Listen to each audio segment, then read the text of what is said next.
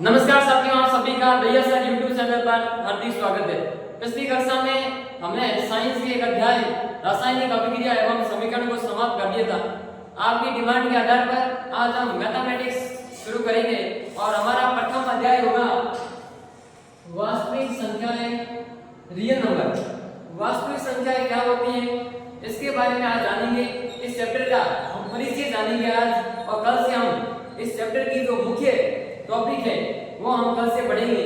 और वास्तविक संख्या क्या होती है इसको समझने से पहले मुझे कुछ बातें समझनी पड़ेगी, कुछ और भी संख्याएं जिसे समझनी पड़ेगी। और सबसे पहले बात करें तो प्राकृत संख्या। सबसे पहले प्राकृत संख्या की बात करेंगे। और प्राकृत संख्या क्या होती है, इसे इंग्लिश में कहते हैं नेचुरल नंबर। क्या होते हैं नेचुरल नंबर, किसे कहते हैं? ऐसी संख्याएं जो एक से प्रारंभ होकर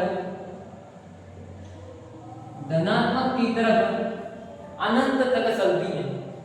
प्राकृत संख्या वे संख्याएं होती हैं जो एक से प्रारंभ होकर अनंत तक चलती हैं और धनात्मक की ओर चलती हैं।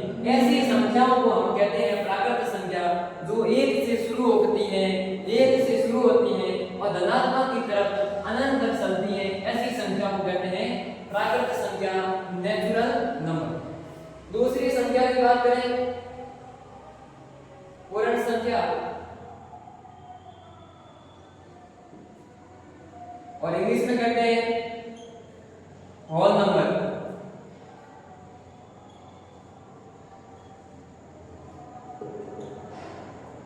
पूर्ण संख्या किसे कहते हैं? जैसे कि मैंने कहा 1 2 3 4 5 ऐसे अनंत तक चलती है। यह हमारी है प्राकृत संख्या, और इसमें और हमने 0 ऐड और कर दिया और ये संख्या बन चुकी है पूर्ण संख्या। यानी ये परिभाषा क्या होगी? पूर्ण संख्या किसे कहते हैं? होल नंबर किसे कहते हैं? ऐसी संख्या जो शून्य से प्रारंभ होती है और धनात्मक की तरफ, धनात्मक की ओर अनंत तक चलती है। ऐसी संख्याओं को हम पूर्ण संख्या कहेंगे। पूर्ण संख्या जो शून्य से शुरू होती है, अनंत तक चलती है, धनात्मक की तरफ चलती है, उसे पूर्ण संख्या कहते हैं। तीसरी बात करें पूर्णांक संख्या। पूर्णांक संख्या इंग्लिश में कहते हैं इंटीजर नंबर।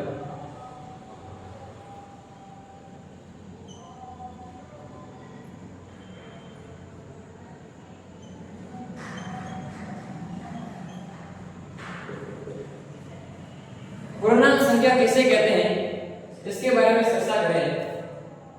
पूर्णांक संख्या 1 2 3 4 ऐसे अनंत तक चलती है, वह होती है प्राकृत संख्या। जैसे ही 0 ऐड किया और वह बन गई पूर्ण संख्या, और जैसे ही मैंने माइनस अर्थात ऋणात्मक संख्याओं को और ऐड किया तो ये हमारी संख्या बन गई, तो वह होगी पूर्णांक संख्या है। यानी इसकी परिभाषा क्या होगी? पूर्णांक संख्या की परिभाषा की बात करें तो वे संख्याएं जो शून्य से प्रारंभ होकर धनात्मक तथा ऋणात्मक दोनों तरफ अनंत तक चलती हैं। वे संख्या जो 0 से यानी शून्य से शुरू होती हैं और धनात्मक तथा ऋणात्मक अनंत तक चलती हैं। ऐसी संख्याओं को हम कहते हैं पूर्णांक संख्याएं। क्या कहते हैं? पूर्णांक संख्याएं। इसे कहते हैं धनात्मक पूर्णांक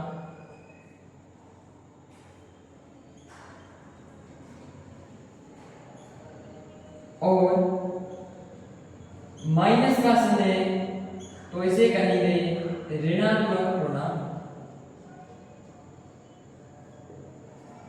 लेकिन हमारा 0 बच चुका है, यह धनात्मक पूर्णांक हो गई और यह ऋणात्मक पूर्णांक हो गई।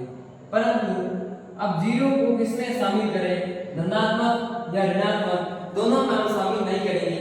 इसको एक नया नाम देंगे, इसको शून्य पूर्णांक भी कहते पूर्णांक तीन प्रकार के होते हैं, धनात्मक, ऋणात्मक और इसे शून्य पूर्णांक भी कहते हैं और इसे उदासीन पूर्णांक कहते हैं। उदासीन पूर्णांक भी कहा जाता है। किसको? जीरो को। शून्य को उदासीन पूर्णांक भी कहा जाता है। यानी पूर्णांक हमारे तीन प्रकार के हो गए, पहला धनात्मक पूर्णांक, दूसरा ऋणात्मक पूर्णांक और तीसरा जो शून्य है उसे शून्य पूर्णांक या इसे उदासीन पूर्णांक भी कहा जाता है। अब प्राकृत संख्या की बात करी, उसके बाद हमने पूर्ण संख्या की बात करी और इसके बाद हमने पूर्णांक संख्या की बात की। प्राकृत संख्या क्या होती है? एक से प्रारंभ होती है और धनात्मक की तरफ अनंत तक चलती है, ऐसी संख्या को प्राकृत संख्या कहेंगे। और पूर्ण संख्या जो शून्य से शुरू होती है और धनात्मक की तरफ अनंत तक चलती है, ऐसी संख्या को हम नाम देंगे पूर्ण संख्या। अब तीसरी है पूर्णांक संख्या। वे संख्या है, देखो, जो शून्य से शुरू होती है और धनात्मक तथा ऋणात्मक दोनों तरफ अनंत तक चलती है। और पूर्णांक हमारे दो प्रकार के होंगे, तीन प्रकार के। एक होती है धनात्मक पूर्णांक, दूसरा ऋणात्मक पूर्णांक और तीसरा हमारा होगा शून्य पूर्णांक या उदासीन पूर्णांक भी कहा जाता है। अब ये हुई छोटी कक्षाओं की बात। अब हम धीरे धीरे आगे बढ़ेंगे और आगे हम बात करेंगे परिमेय संख्या की।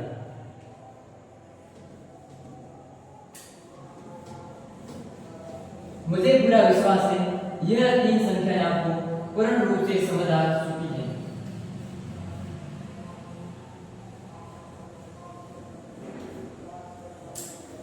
अब हम आगे बढ़ेंगे और हम नई संख्या लेंगे, परिमेय संख्या। आपने इसे 8th क्लास में पढ़ा होगा, 9th क्लास में पढ़ा होगा, अब 10th में भी पढ़ना पड़ेगा। परिमेय संख्याएं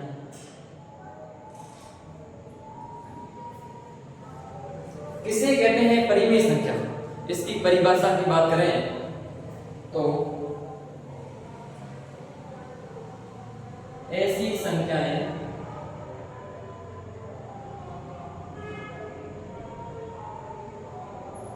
जिन्हें P/Q के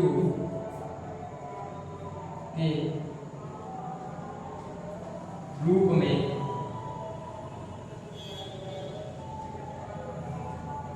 लिख सकते हैं। ऐसी संख्याएं जिन्हें हम P/Q के रूप में लिख सकते हैं, जहां P व Q पूर्णांक हो तथा Q का मान 0 नहीं हो।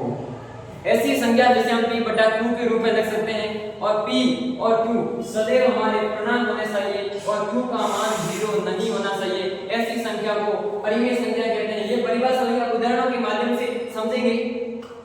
उदाहरण की बात करें, परिभाषा साफ साफ ये कहती है कि जिसे हम अंश बटे हर के रूप में लिख सकते हैं। P/Q का अर्थ है अंश बटे हर। ऐसी संख्या जिसे हम अंश बटे हर के रूप में लिख सकते हैं, अर्थात P/Q के रूप में लिख सकते हैं और Q, P और Q पूर्णांक हो और तथा Q का मान 0 नहीं होना चाहिए। उदाहरण के तौर देखें, जैसे कि कह दिया 3/4। यह एक हमारे पास संख्या है और हमें यह तय करना है कि यह परिमेय संख्या है या नहीं। अब परिभाषा कहते हैं कि जिसे P/Q के रूप में लिख सकते हैं। देखो, क्या इधर यह P का मान नहीं है और बटे में क्या है Q, यानी P/Q है। इसका अर्थ यह है परिमेय संख्या हुई। देखो, लेकिन परिमेय संख्या की तीन शर्तें हुई। परिमेय संख्या की तीन शर्तें यह है कि एक तो P/Q, दूसरी है कि P और Q पूर्णांक होने चाहिए और तीसरी शर्त है कि q का मान 0 नहीं होना चाहिए। यहाँ पे p बटा q है, एक शर्त हमारी पूरी हो गई और p का मान जो है वह भी एक पूर्णांक है। पूर्णांक कौन सा है? धनात्मक पूर्णांक है और q का मान भी क्या है? पूर्णांक है। तो दो शर्तें पूरी और q का मान 0 नहीं होना चाहिए, तो यहाँ पे q का मान 0 नहीं है, यहाँ पे 4 है। तो ये हमारी जो संख्या होगी वह एक परिमेय संख्या होगी। 3/4 की संख्या होगी, परिमेय संख्या। इसी प्रकार एक और उदाहरण लेते हैं, -1/2। -1/2 लें तो सबसे पहले देखें ये p/q है, ये p का मान है और यह q का मान है। यह p/q की रूप की संख्या है और जहां p और q पूर्णांक होने चाहिए और यहाँ पे एक जो है p का मान पूर्णांक है। पूर्णांक धनात्मक हो चाहे ऋणात्मक हो चाहे उदासीन हो, हमारा पूर्णांक होना चाहिए और यह एक पूर्णांक है और q का मान भी पूर्णांक है। दो शर्तें कंप्लीट हुई और तीसरी शर्त है q का मान 0 नहीं होना चाहिए। यहाँ पे q का मान 0 भी नहीं है, अर्थात ये जो संख्या होगी हमारी वह एक परिमेय संख्या होगी। अब मुझे पूरा विश्वास है कि आप परिमेय संख्या है और नहीं है ये तो आप सीख गए हो। इसी प्रकार और उदाहरण लेते हैं 7/8। यह हमारी परिमेय संख्या है या नहीं? देखो यह एक p का मान है और यह q का मान है। p/q कह रहा है यानी ये p/q है। दूसरा p और q का मान पूर्णांक है और यहाँ पे 7 यानी 7 पूर्णांक है और 8 भी पूर्णांक है और q का मान 0 भी नहीं है, अर्थात यह जो 7/8 जो संख्या है वह हमारी परिमेय संख्या होगी। इसी प्रकार अगर आप उदाहरण लेंगे, जैसे कि उदाहरण ले लिया 4 और 4 जो है वह एक परिमेय संख्या है, लेकिन कैसे? लेकिन आप कहोगे कि यह p/q है ही नहीं तो परिमेय संख्या कैसे होगी? परिभाषा को ध्यान से पढ़ना, परिभाषा को ध्यान से पढ़िए और परिभाषा कहिए जिन्हें p/q के रूप में लिख सकते हैं। परिभाषा को ध्यान से पढ़िए। परिभाषा कहिए ऐसी संख्या जिन्हें हम p/q के रूप में लिख सकते हैं। क्या मैं 4 को p/q के रूप में नहीं लिख सकता?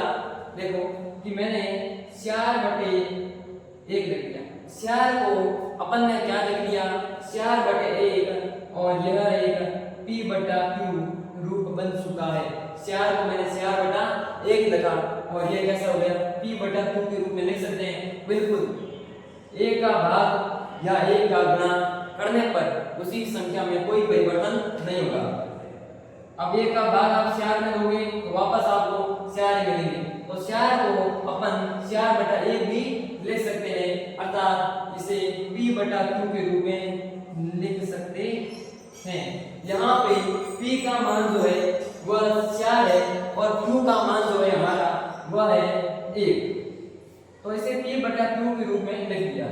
दूसरा क्या कह रहा है कि p और q का मान पूर्णांक होना चाहिए। यहाँ पे p का मान 4 है, पूर्णांक है और q का मान 1 है जो पूर्णांक है और q का मान 0 नहीं होना चाहिए और यहाँ पे q का मान 1 है, अर्थात 0 नहीं है। तो यह एक 4 जो है हमारी वह भी एक परिमेय संख्या है। इसी प्रकार और उदाहरण लेंगे, एक भी डाउट हमारा नहीं बचेगा। हर तरह के हम क्वेश्चन को सॉल्व करेंगे और एक भी डाउट नहीं बचेगा। और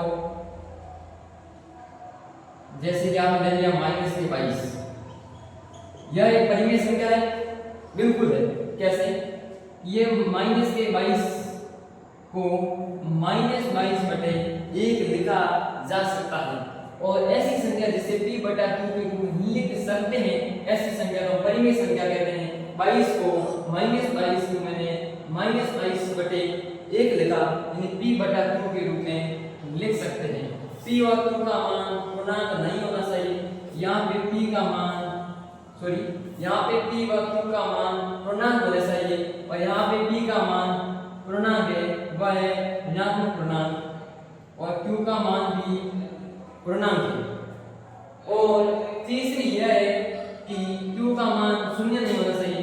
यहाँ पे 0 का मान 1 है, अर्थात हमारी जो -22 है वह एक संख्या परिमेय संख्या है। अब एक उदाहरण जो बड़ा फेमस है और 9th में 8th में ये पूछा भी गया है कई बार और 10th में भी पूछ सकते हैं। क्वेश्चन है 0, यह जो शून्य है वह एक परिमेय संख्या है या नहीं। कैसे? शून्य को 0/1 लिख सकते हैं। क्यों? हमने कहा कि कोई भी संख्या है उसके बट्टे में 1 लगाने से कोई फर्क नहीं पड़ता, तो मैं शून्य को 0/1 लिखने से कोई फर्क नहीं पड़ेगा। और अब देखो यह एक p/q के रूप में लिख सकते हैं। p/q रूप बन चुका है, एक साथ जुड़ी q और p और q का मान पूर्णांक होने चाहिए। देखो यह जो है p का मान वह एक पूर्णांक है, भले पूर्णांक धनात्मक हो चाहे ऋणात्मक हो चाहे उदासीन हो, कुछ भी हो, लेकिन हमारा जो q और p का मान जो है वह पूर्णांक होने चाहिए। और यहाँ पे p का मान पूर्णांक है और q का मान भी पूर्णांक है, एक यानी पूर्णांक है। अब तीसरी शर्त कह रही है कि q का मान शून्य नहीं होना चाहिए। यहाँ पे q का मान शून्य नहीं है, यहाँ पे q का मान 1 है। p का मान शून्य हो सकता है क्योंकि क्वेश्चन कह रहा है कि q का मान नहीं होना चाहिए, p का मान शून्य हो सकता है। यहाँ पे p का मान शून्य है, ना कि q का। ऐसी संख्या है जिसे p/q के रूप में लिख सकते हैं, जहां p और q पूर्णांक होने चाहिए और q का मान सदैव सदैव सदैव q का मान सदैव शून्य नहीं होना चाहिए और p और q का मान पूर्णांक होना चाहिए। ऐसी संख्या को हम कहेंगे परिमेय संख्या।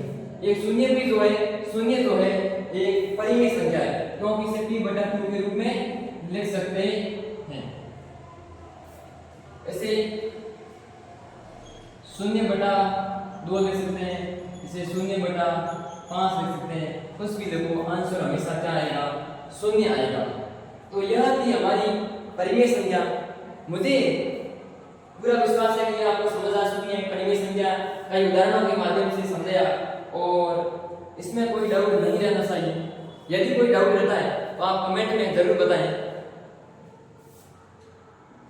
अब हम बात करेंगे अगली संख्या।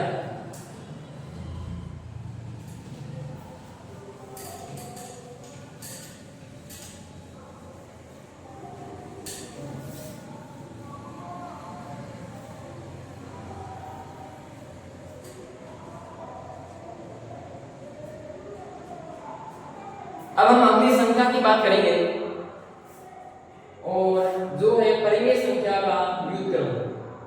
इसका उल्टा कर दो, परिमेय का उल्टा अपरिमेय, अपरिमेय संख्या।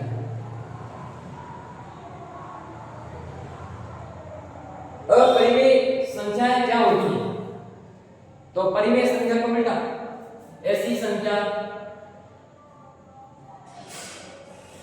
ऐसी संख्याएं जिन्हें हम p/q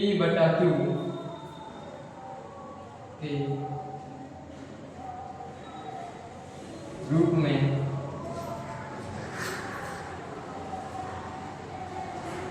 नहीं, ऐसी संख्या जिन्हें हम p/q के रूप में नहीं लिख सकते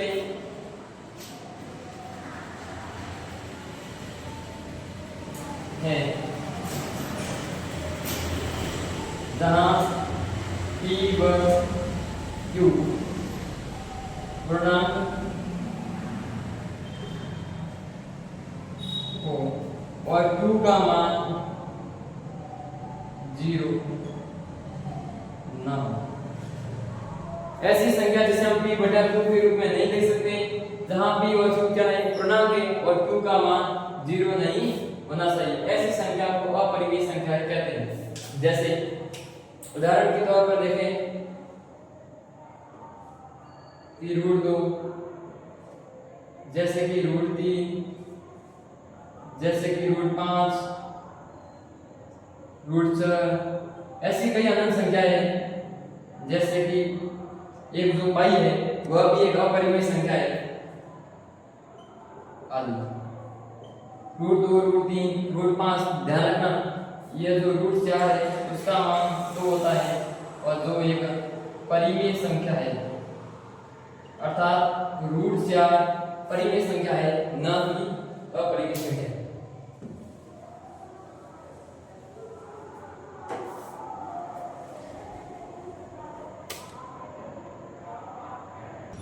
अब हम बात करेंगे वास्तविक संख्याएं, जो हमारे अध्याय का नाम है वास्तविक संख्याएं। हमने बेसिक से स्टार्ट किया और धीरे धीरे हम पहुंच चुके हैं वास्तविक संख्याएं किसे कहते हैं। अब हमें पढ़ेंगे वास्तविक संख्याएं। वास्तविक संख्या क्या होती है? देखो,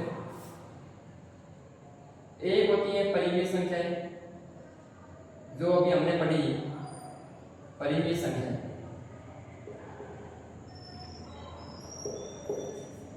और एक होती है अपरिमेय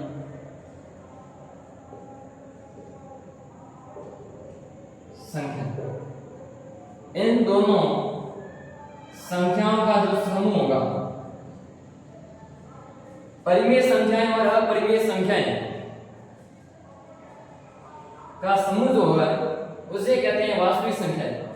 परिमेय संख्याओं और अपरिमेय संख्याओं का समूह को कहते हैं वास्तविक संख्याएं। परिमेय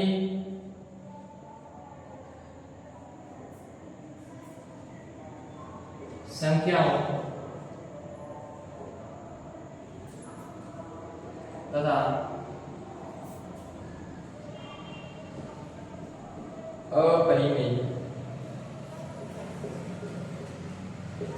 संख्याओं के समूह को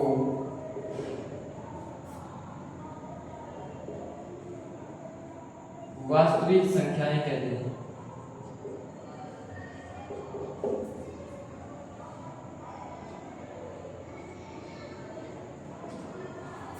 कैसे, ध्यान से समझना।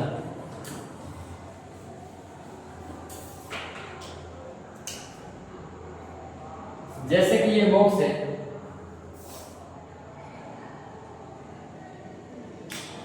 और इसके अंदर और दो बॉक्स है। इस बॉक्स में हमारी परिमेय संख्या है और एक और बॉक्स है जिसके अंदर अपरिमेय संख्या।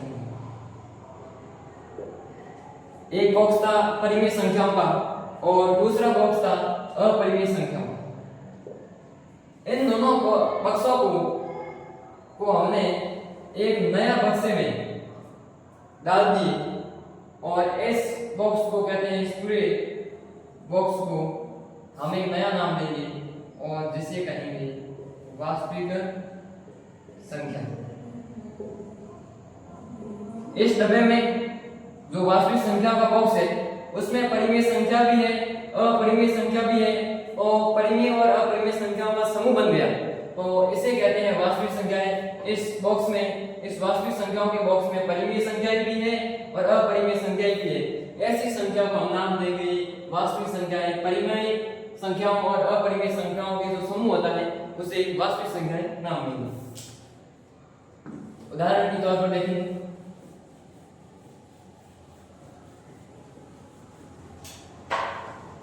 उदाहरण जैसे कि 1/2, 3/4 और भी हो सकती है -4, 5। परिमेय संख्या भी हो सकती है, अपरिमेय संख्या भी हो सकती है। सब कुछ जो होता है वो वास्तविक संख्या होती है। जैसे कि √2 हो गई, √3, √5, पाई भी है जो भी एक वास्तविक संख्या है। ऐसे उदाहरण रहेंगे आदि। वास्तविक संख्याएं में परिमेय संख्या और अपरिमेय संख्या दोनों भी आ सकते हैं। ऐसी संख्या को वास्तविक संख्याएं कहा जाता है, जो हमारे इस अध्याय का नाम है वास्तविक संख्याएं। अब ये वास्तविक संख्याएं क्या होती है, इस चैप्टर का नाम वास्तविक संख्या है और वास्तविक संख्या किसे कहते हैं ये आपको समझ आ सकता है। आज हमने इस वास्तविक संख्याओं के परिचय जाना और कल हम आगे बढ़ेंगे और तब तक ये रिवाइज करके आए। यदि ये वीडियो आपको अच्छा लगा है, बिल्कुल समझ आया है, तो इस वीडियो को आगे आगे शेयर करें और कहें, दोस्तों को कहें कि YouTube पे दैया सर लेके आ चुके हैं मैथमेटिक्स और